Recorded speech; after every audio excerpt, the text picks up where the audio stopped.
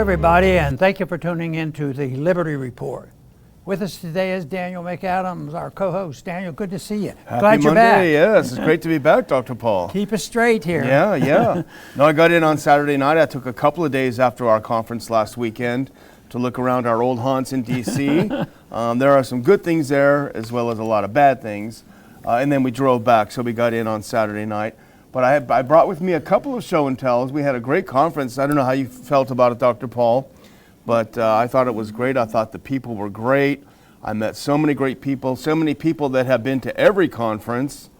In fact, I was talking to our good friend, some of our good friends who said that they've been to all of our conferences. The one they went to last year, everyone around the table that they were at last year was still back at the conference again this year. So let's put up that first clip, actually. And here is someone we all know and love. Oh, we got just 1 second to get our our photos queued up. We're not ready for show and tell yet, but and I think it was a great event, Dr. Paul. I think the hotel was good, the food was good, the people were terrific. It was really such a great time. I don't know, how did you? Oh, I thought it was great, and I think I could squeeze in. I will have one little short story to tell about Ronald Reagan and I were. Oh yeah, you don't need the clip. We're not playing. Oh, the clip. okay. Well, I was on the helicopter with Reagan, and we were flying over. And as we looked down at the Capitol, he said, "Isn't that beautiful? Isn't it amazing how beautiful a place that is, and how many horrible things come out of the Capitol?" Exactly. And I thought that was so appropriate. And it's true. It's a neat sight. But when you think of preservation of liberty versus the amount of wars we've been in since the beginning, it's not very exciting. It's amazing how much he got it. Well, let's go back. Let's go to our show and tell. A couple of pictures. I just snapped these with my phone, so it's not going to be anything dramatic in terms of photo quality. But here you are on the stage addressing the audience. Let's do the next one real quick. Anatomy of a Police State. Here's Colonel Doug McGregor. He gave a great talk. I think you will agree, Dr. Paul. Righto. And then the day before, though, let's look at this next one. The day before, we had our scholar seminar. We caught most of them at the reception afterward. We got to have them have a picture with you. A couple of them had to leave early, but I think that was a great event the Friday before the conference. We had the brightest class of young people we've had so far, and that says a lot because our first two classes were very, very good as well. All-day seminar. And then the last one, we even had some celebrities stop by, Dr. Paul. Here's Tim Poole stopped in to say hi, have a look at the conference, so we were happy to see him there. It was pretty neat to see him at the event. So, all in all, I'm happy. Our sixth conference our Washington conference is now under our belts, so I'm pretty pleased with everything. Very good. We have several things to go over today and a little bit of catch up, and we have a few things that we couldn't even squeeze in, so we'll tide them over for tomorrow. But there was some outrages, which is usual. We see it's not hard to find some outrages, but the first outrage for today came from Senator Mark Warner. Yeah. And I guess he said it on 9/11, and what a horrible day that was, and yet he made a statement basically this, and you can fix it up if I don't get it quite right, but he basically said that talking about the horror, terror, but he was also talking about January 6th. Yeah. And he essentially equated them. Aren't they about the same? And I get to thinking, following the rule of law and what they've done to these people that were demonstrating and got a little rowdy. Yeah. Not a weapon, not a gun, and one person died, and I don't think it was at the hands of the demonstrators. Yeah. And so this to me is just utterly amazing. And then of course the subject comes up.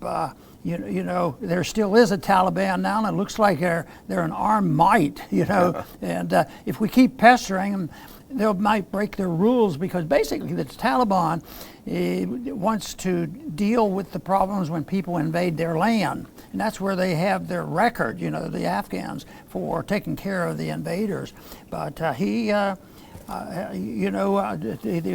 invaders are fair game. So I think with the weaponry, Biden is getting some bad press for how they left Afghanistan, and deserves that. But I think about who were the scoundrels that put us in there Yeah. for 20 years. You know, that's where the real fault is.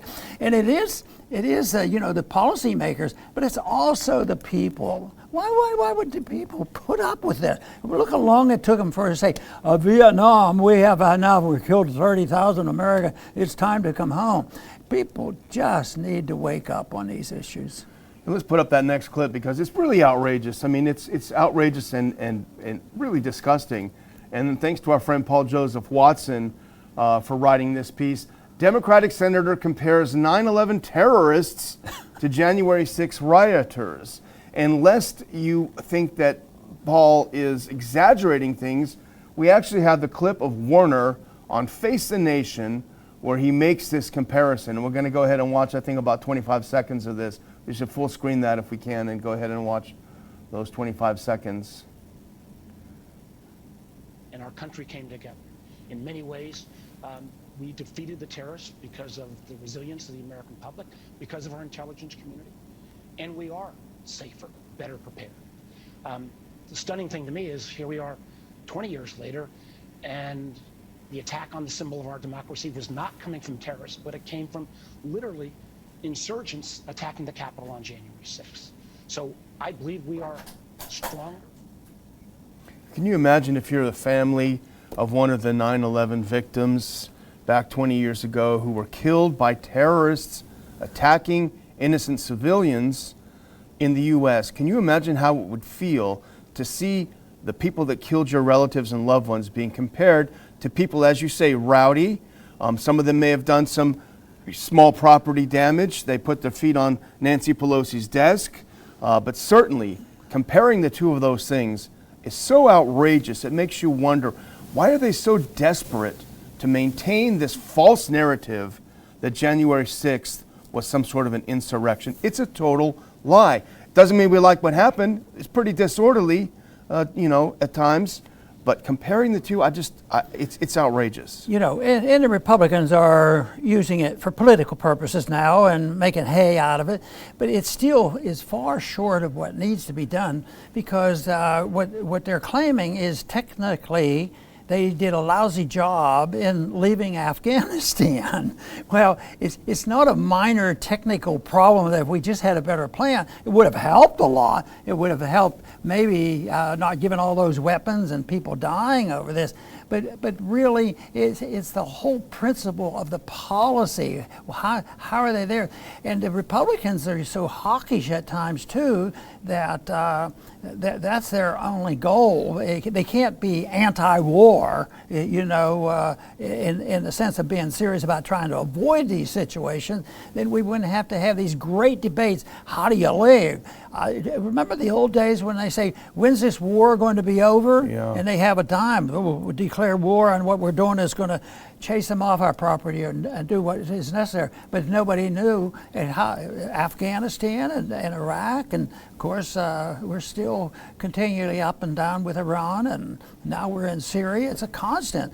But guess what? We're bankrupt, and it's all going to end soon.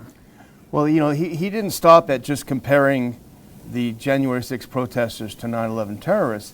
He had to continue this false narrative, and he went on to say, this is according to Paul Joseph Watson's article, Senator went on to say that he was worried, quote, about some of the activity in this country where the election deniers, the insurgency that took place on January 6th, and he hopes that the country will find a unity of spirit in the future. It's bizarre.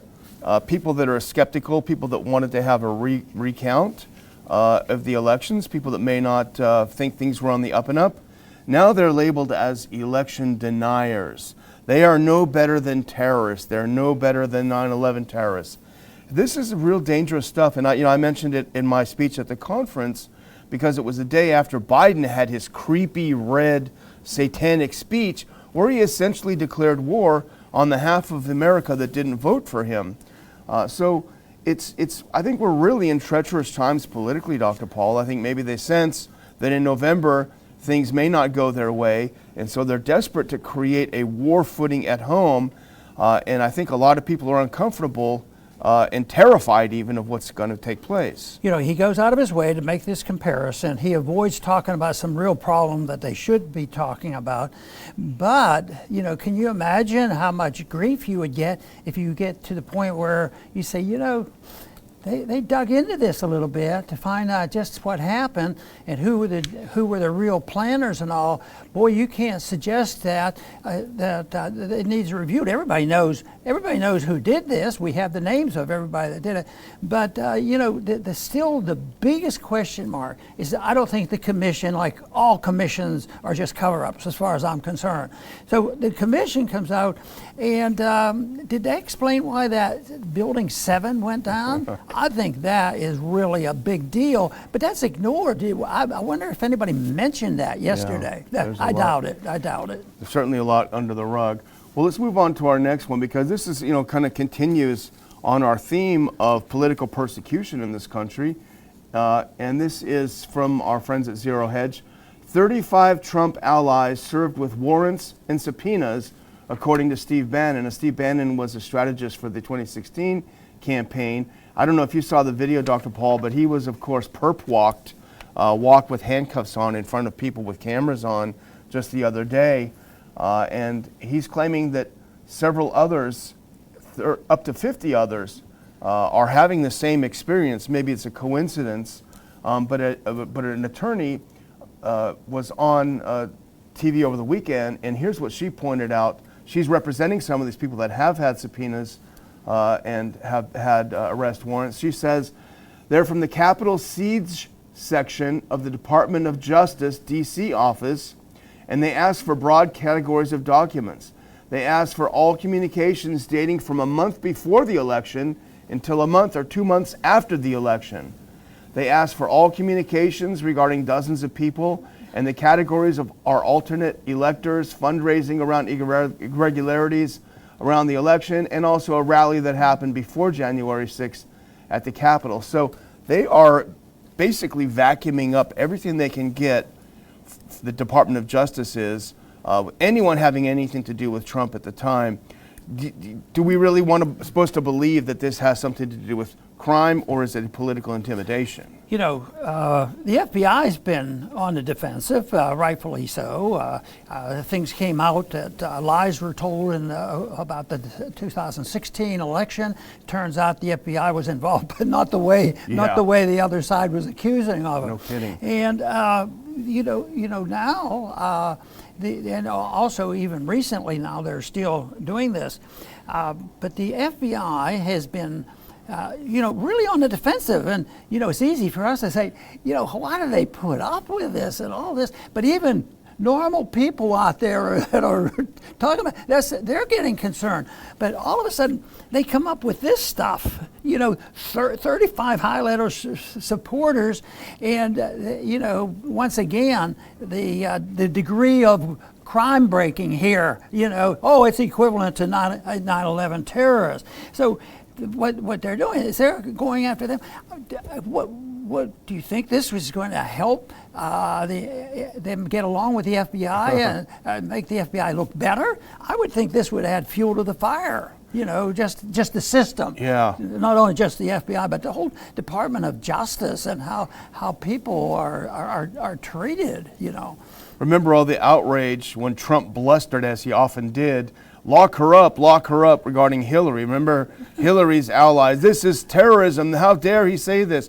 But when they actually are locking up Trump supporters, nobody says a peep, the mainstream media doesn't say a peep. And on the same theme, let's go to the next clip, because this is something from the Epoch Times by way of Zero Hedge that's of concern. And we've covered this for a long time, Dr. Paul. The January 6 protesters and families exposed the brutal truth about the jail lockdown. And this is something that happened a couple of days ago. And we can actually hear from the article. Let's put the next one on. I'll just set the stage here. It began without warning. A January 6 prisoner had emerged from his cell without a mask. When it was all over, the jail was in lockdown and several inmates had been pepper sprayed, handcuffed, and thrown into solitary confinement. So what happened is one of the political prisoners had the audacity to walk out of his cell to get some of his medication, and he didn't put his mask on. And so he was literally attacked by a guard. She sprayed him with bear spray. And then when a couple of the other inmates said, "Hey, what are you doing? Stop harassing him," they took them and they tackled them and they put him in solitary confinement. So this is the kind of insane brutality that's happening in this jail in D.C. We don't know how many people are being held there as political prisoners, but really very few people, Julie Kelly is one of them on American Greatness, but few people are bothering to dig up info on their behalf. You know, and they talk about having them punish this prisoner for not having his mask on. Yeah. Maybe they knew everybody knows now. Masks probably increase disease. Yeah, they probably want to keep it on. Yeah, that was probably part of their punishment going on. Yeah. Well, it was psychological punishment anyway, but it turns out that those masks didn't do any good at all, and they're still arguing about that, because I don't think everybody has gotten reparations from the doctors who have been punished, and even the average person that did some reporting on this get punished. They got canceled because they were talking about just a discussion. I don't even think you have to say, well, they had the right answer. No, they were punished because they brought up the subject. Yeah. But of course, what they didn't want to hear was the truth, and that because that wouldn't have sold vaccines. Yeah. Well, according to this, what we've read in the newspaper, this Lieutenant Crystal Lancaster, she was taken off of duty guarding the January 6th prisoners because she was particularly brutal and violent. But now somehow she's back on the detail. So, and beating up these prisoners. But here's something that struck me in this article, Dr. Paul, and I think we need to digest this. People need to think about this. And this, put this in the context, Dr. Paul, of people literally being let go on bail or without even any bail after they've committed murder, no problem, no questions asked. This is one example from that article of one of the political prisoners in this D.C. jail. According to Nicole Reffitt, go ahead and put that up, sorry. The targeted abuse of January 6 prisoners is nothing new at the D.C. Gulag. Her husband, Guy Reffitt, has suffered there for nearly 20 months.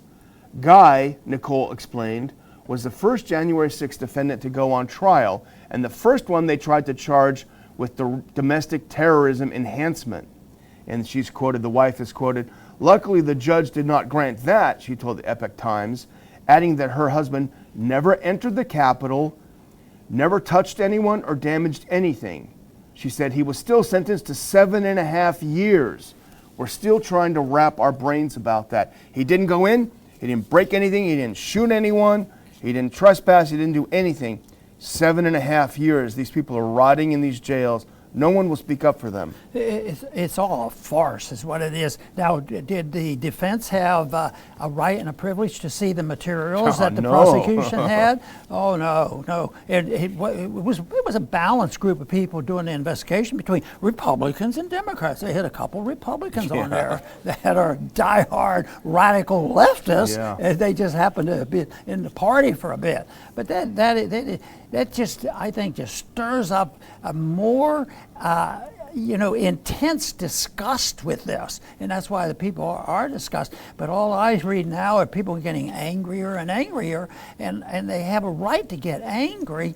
But the obligation I think all of us should have is trying to get to the bottom of this. Yeah. Why is it happening, and why are we having so many problems? And a few months ago, maybe last year, I wrote a thing. I said, well, we have a problem. We have a financial bankruptcy, and we have a moral bankruptcy in this country, and we're having trouble with that. And there's a lot of competition, for the leftovers. Who's going to pick up the pieces? Who's going to build the next society? And of course, Biden thinks he's doing it. They say some of this stuff with a straight face. Yeah.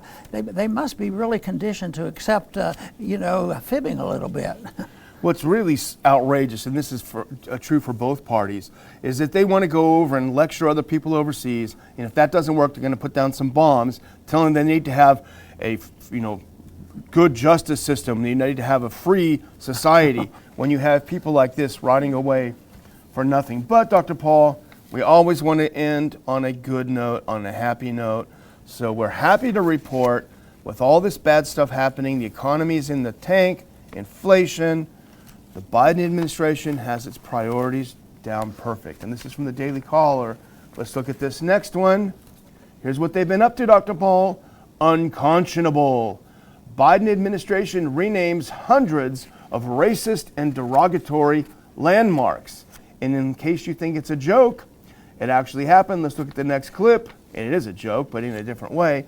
The Department of the Interior created a derogatory geographic names task force in 2021, saying the word squaw, of course, is removed from everywhere, even though at the time in the 1600s it was not derogatory whatsoever. Nevertheless, they have identified over 1,000 name recommendations across the country where they have got to change all of these. I didn't realize there were so many racist names everywhere. What is it, KKK Square or something? No. I mean, this is what their priorities are. Yeah, and they pick on both the squaws and others.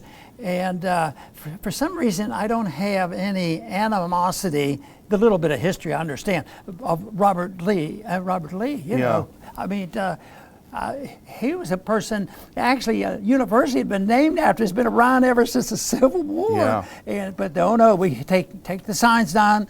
No credibility there. And who's making these decisions?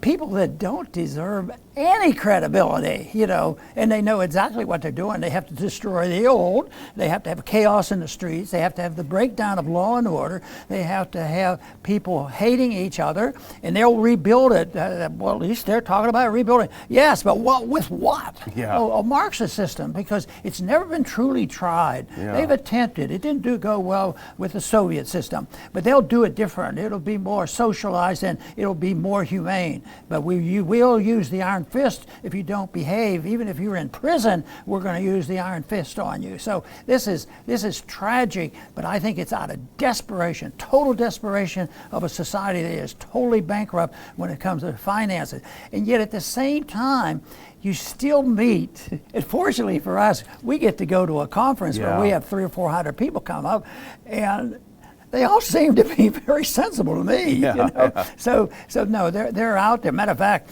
many people have said this, and I strongly believe it. If you just had numbers, our numbers are so much greater than those people who believe this garbage. Yeah. And yet there you have that movement, which has been so fantastically successful of infiltrating everything. The Soros type of group finance the universities. The university system has been corrupted. The monetary system corrupted. It's been for 100 years, the progressive movement. So I keep thinking that we're living in tough times, but I'm hoping what we're really witnessing is the crack up of the progressives, flawed century plus, because there is a better way, and it's much more closely related to what was intended by the founders. So that is the positive side of this, but I have to be cautiously optimistic. Well, I'm going to close out, Dr. Paul, if you think we're done, and I just want to thank all of our viewers. I was very, very happy that so many people came up to me at the conference and said, we watch the Liberty Report every day. We're done with the mainstream news. We're even done with the alternative news. We rely on you to give us the straight scoop, and that's what we try to do here. So thanks to so many of you that took the time to go out and see us there. We do have November 5th in Lake Jackson. I'll be making some announcements about that, our third and final conference this year, and we look forward to seeing everyone at that event as well. The videos, many people have asked about the videos from the conference. They're done. We're downloading them. We're going to start uploading them onto our channels, our media channels, and so you'll be able to watch those if you couldn't make it, and even if you could make it. I do want to remind all our viewers, as much as we appreciate your support, we also appreciate your financial support. We're a 501c3 educational charity, so we rely on you to continue doing what we do, and we make the best use of your kind donations as possible. I will include, after the show, a link to how you can make a tax-deductible donation to the Ron Paul Institute. And as ever, we thank you for your support. Very good. You know, I have talked recently more and more about a higher law and what nihilism does to us. And we're living in this age where the nihilists have sort of been able to take over, and their mantra is that you can't know truth. So don't bug us about having the truth. Well, there's a different side to that. It may be that perfect truth is hard to achieve, but there's a lot of people still in this world that from the beginning of time until presently, that one of the main purposes of the human race is to seek out spiritual truth, and know what the world is all about. So this to me is a problem, because the people who say there is no truth, you can't work on the assumption, if they do something dumb and 100,000 people or 200,000 people or 1 million people die, we made a mistake, we shouldn't have bombed that city, we shouldn't have done this. They don't do that at all. They have no conscience, they have no shame. And once we recognize that, I still think that truth is known. And I think that it's available for everybody. And all they have to do is seek the truth and look for it, and they'll know that, that it's not right to walk into a store, tear it apart, and as you walk out, somebody's trying to hide in the corner from the hoodlums, and they just take out their pistol and shoot them in the head.